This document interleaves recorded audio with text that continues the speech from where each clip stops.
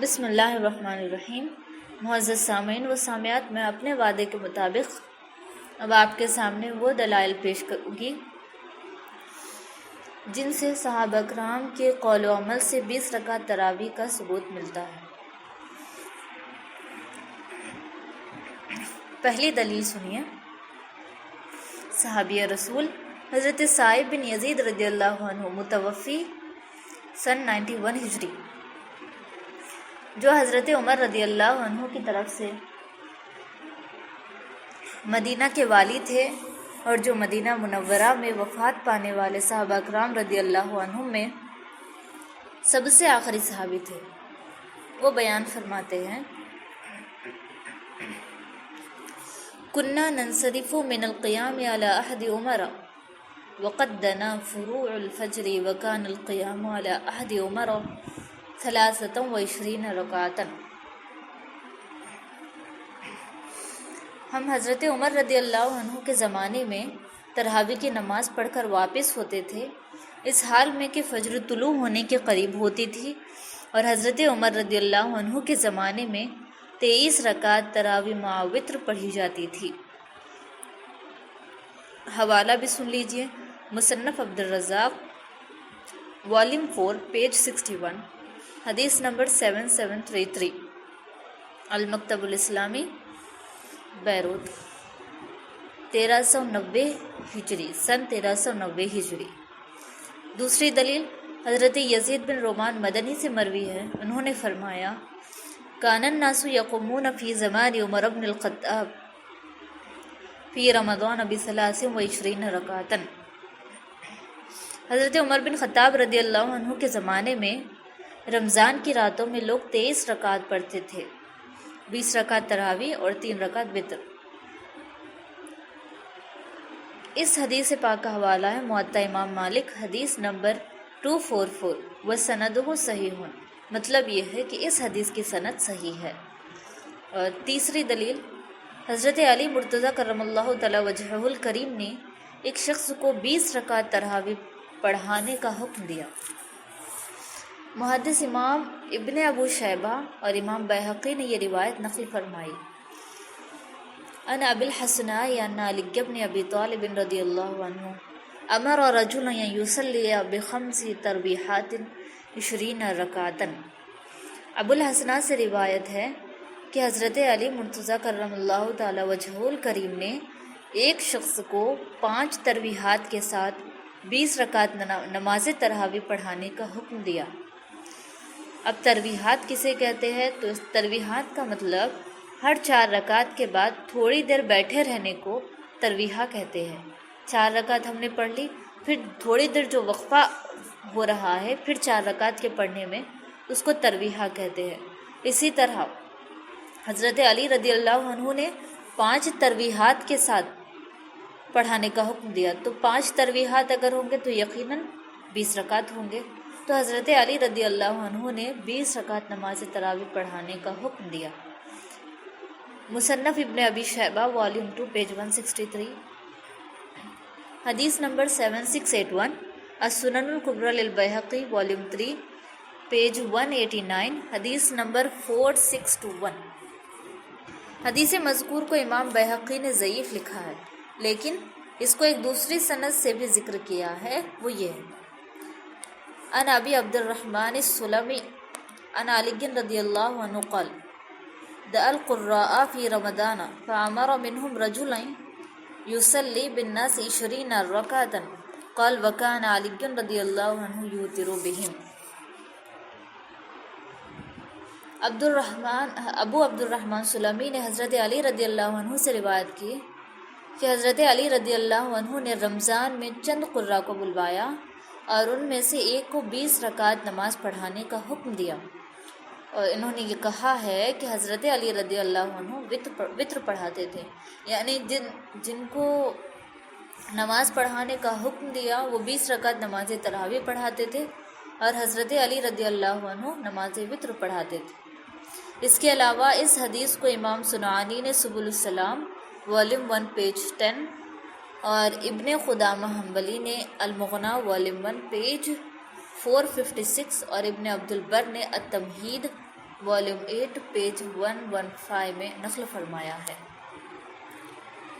پانچویں دلیل، خود حضرت علی رضی اللہ عنہ نے لوگوں کو 20 رکعت تراویح پڑھائی۔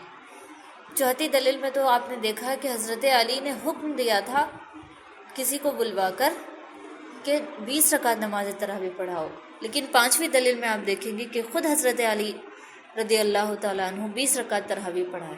حضرت ابو عبد الرحمن سلمی فرماتے ہیں کانا یؤمنا فی رمضان فیقرأ بنا 10 آیات فضائل رمضان للمحدث ابن ابی الدنیا پیج 77، یعنی حضرت علی رضی اللہ عنہ رمضان میں ہماری امامت فرماتے تھے تو ہر رکعت میں 10 آیت کی قرأت فرماتے تھے۔ اب اس حدیث سے ہمیں فائدہ جو حاصل ہوا ہے، دیکھیے حضرت علی رضی اللہ عنہ ہر رکعت میں 10 آیت کی قرأت فرماتے تھے، اس لحاظ سے ہر روز 20 رکعت میں 200 آیت کی قرأت ہوتی تھی، تو ایک ماہ میں پورا قرآن ختم ہوتا تھا۔ اس سے بھی ظاہر ہے کہ حضرت علی رضی اللہ عنہ لوگوں کو 20 رکعت نماز تراویح پڑھاتے تھے، جیسا کہ امام سنعانی کی روایت میں اس کی صراحت موجود ہے، ان علی کان یؤمہم ب20 رکعۃ ویوتر ب3، سبل السلام والیوم 2 پیج 10، یعنی حضرت علی رضی اللہ عنہ 20 رکعت تراویح پڑھاتے تھے۔ دلیل نمبر 6، دلیل، ان یحییٰ بن سعید ان عمر بن الخطاب امر رجلا ان یصلی بهم 20 رکعۃ۔ یحییٰ ابن سعید سے روایت ہے کہ حضرت عمر بن خطاب رضی اللہ تعالی عنہ نے ایک شخص کو حکم دیا کہ لوگوں کو 20 رکعت تراویح پڑھائیں۔ المصنف لابن ابی شیبہ والیوم 2 پیج 258، دار الفکر بیروت لبنان 208 عیسوی۔ ساتویں دلیل، عبدالعزیز بن رفع الاسدی المکی سے روایت ہے کان ابی بن کعب یصلی بالناس فی رمضان بالمدینۃ 20 رکعۃ ویوتر ب3۔ حضرت ابی بن کعب رضی اللہ عنہ لوگوں کو رمضان میں مدینہ میں 20 رکعت تراویح اور 3 رکعت وتر پڑھاتے تھے۔ مصنف ابن ابی شیبہ والیوم 2 پیج 285۔ آٹھویں دلیل، ان السائب بن یزید انہ قال امر عمر بن الخطاب رضی اللہ عنہ ابی بن کعب وتمیم الداری ان یقوم للناس ب11 رکعۃ وکان القاری یقرأ بال200 حتی کنا نعتمد علی العصی من طول القیام وما کنا ننصرف الا فی فروع الفجر۔ حضرت سائب بن یزید رضی اللہ عنہ نے فرمایا کہ حضرت عمر رضی اللہ عنہ نے حضرت ابی بن کعب رضی اللہ عنہ اور تمیم داری کو حکم دیا کہ لوگوں کو رمضان کی شب میں 11 رکعت پڑھائیں، اور قاری یعنی امام ہر رات 200 آیات کی قرأت کرتا تھا، یہاں تک کہ لمبے قیام کی وجہ سے ہم عصا میں ٹیک لگا لیتے تھے اور طلوع فجر کے وقت تراویح سے فارغ ہو کر واپس آتے تھے۔ حوالہ ہے السنن الکبریٰ والیوم 3 پیج 187، حدیث 4616۔ نویں دلیل، ان السائب بن یزید قال كانوا يقومون على عهد عمر بن الخطاب رضی اللہ عنہ في شهر رمضان ب20 رکعۃ، قال وكانوا يقرؤون بال200 وكانوا يتوكؤون على عصيهم في عهد عثمان بن عفان من شدت القیام۔ حضرت سائب بن یزید رضی اللہ عنہ سے مروی ہے کہ حضرت عمر رضی اللہ عنہ کے زمانے میں صحابہ و تابعین ماہ رمضان میں 20 رکعت تراویح پڑھتے تھے، اور قراء یعنی ائمہ حضرت عثمان بن عفان رضی اللہ عنہ کے زمانے میں ہر رکعت میں تراویح میں 200 آیات پڑھتے تھے، اور لوگ لمبے قیام کی تکلیف سے آرام کے لیے اپنے عصا پر ٹیک لگا لیتے تھے۔ حوالہ ہے السنن الکبریٰ والیوم 3 پیج 187، حدیث نمبر 4617۔ حضرت سائب بن یزید رضی اللہ عنہ کی پہلی حدیث میں یہ جو ہے مخالفین حضرات کو جو ہے ایک گوشہ ہماری اس درس سے ملتا تھا کہ اس میں 11 رکعت کا ذکر ہے، تو میں اسی کو واضح کر رہی ہوں کہ حضرت سعید بن یزید رضی اللہ عنہ کی پہلی حدیث میں 11 رکعت وطر کے ساتھ اور دوسری روایت میں 20 رکعت علاوہ وطر کے مذکور ہے، لیکن یزید بن رومان کی روایت جو پہلے ذکر ہوئی اس میں صاف صاف مذکور ہے، صاف صاف اس میں ہمیں سمجھ میں آ رہا ہے کہ حضرت عمر رضی اللہ عنہ کے زمانے میں 20 رکعت تراویح اور 3 رکعت وطر صحابہ کرام اور تابعین اکرام پڑھتے تھے، یہ ہمیں معلوم ہوا۔ سعید بن یزید کی دونوں روایتوں اور یزید بن رومان کی روایت کے درمیان تطبیق ذکر کرتے ہوئے امام بہقی نے فرمایا، دیکھیے آپ، جب راویوں کی روایتوں میں اختلاف واقع ہو رہا ہے، جب راویوں کی روایتیں ایک دوسرے کی مختلف ہو رہی ہے، ایک ہی راوی ہے لیکن ان کی 2 روایتیں الگ الگ ہیں، تو امام بہقی خود اس میں تطبیق کرتے ہوئے فرماتے ہیں وَيُمْكِنُ الْجَمْعُ بَيْنَ الرِّوَایَتَيْنِ فَإِنَّهُمْ كَانُوا يَقُومُونَ ب11 ثُمَّ كَانُوا يَقُومُونَ ب20 وَيُؤْتِرُونَ ب30 وَاللَّهُ أَعْلَمُ۔ یہ تطبیق ہماری اور آپ کی ہوئی نہیں، وقت کے امام بہقی کی تطبیق ہے۔ وہ فرماتے ہیں کہ حضرت سعید بن یزید رضی اللہ عنہ کی روایت 11 رکعت اور یزید بن رومان کی 20 رکعت والی روایت کے درمیان تطبیق اس طرح ہو سکتی ہے کہ لوگ پہلے 11 رکعت پڑھتے تھے لیکن بعد میں 20 رکعت پڑھنے کا عمل جاری ہو گیا۔ السنن الکبریٰ والیوم 3 پیج 188۔ اب وہ جو ہے تفصیل میں آپ کے سامنے، وہ فہرست میں آپ کے سامنے رکھ رہی ہوں صحابہ کی جو 20 رکعت تراویح پڑھنے کے قائل ہے اور جن سے 20 رکعت تراویح پڑھنا منقول ہے۔ حضرت عمر رضی اللہ عنہ، بس آپ اس کو جو ہے ایک دم کاؤنٹ کرتے رہیے کہ کتنے صحابہ ہیں جو 20 رکعت تراویح کے قائل ہے اور ان لوگوں سے 20 رکعت نماز تراویح پڑھنا منقول ہے۔ حضرت عمر رضی اللہ تعالیٰ عنہ، حضرت عثمان غنی رضی اللہ تعالیٰ عنہ، حضرت علی کرم اللہ تعالیٰ وجہہ الکریم، حضرت ابی بن کعب رضی اللہ عنہ، حضرت عبداللہ بن مسعود رضی اللہ عنہ، حضرت طلحہ رضی اللہ عنہ، حضرت عباس رضی اللہ تعالیٰ عنہ، حضرت ابن عباس رضی اللہ تعالیٰ عنہ، حضرت زبیر رضی اللہ عنہ، حضرت معاذ رضی اللہ عنہ۔ یہ تو 10 صحابی رسول ہوئے، ان کے علاوہ دیگر مہاجرین و انصار رضی اللہ عنہ بھی 20 رکعت نماز تراویح پڑھتے تھے۔ اشراق المصابیح للامام السبکی پیج 69 میں آپ کو یہ سارے حوالے ان صحابہ اکرام کے حوالے سے مل جائیں گے۔ تو معزز سامعین و سامعات، آپ نے جو ہے مکمل 9 دلائل صحابہ اکرام رضی اللہ عنہم کے قول و عمل سے سنے نماز تراویح پر، 20 رکعت نماز تراویح پر۔ تو اس سے ان دلائل کو سماعت کرنے کے بعد شاید مجھے جہاں تک یقین ہے کہ کوئی ڈاؤٹ نماز تراویح کے حوالے سے نہیں ہونا چاہیے کہ نماز تراویح 20 رکعت ہے یا 8 رکعت۔ ہمیں ثبوت مل چکا ہے کہ یقیناً نماز تراویح جو ہے 20 رکعت ہے۔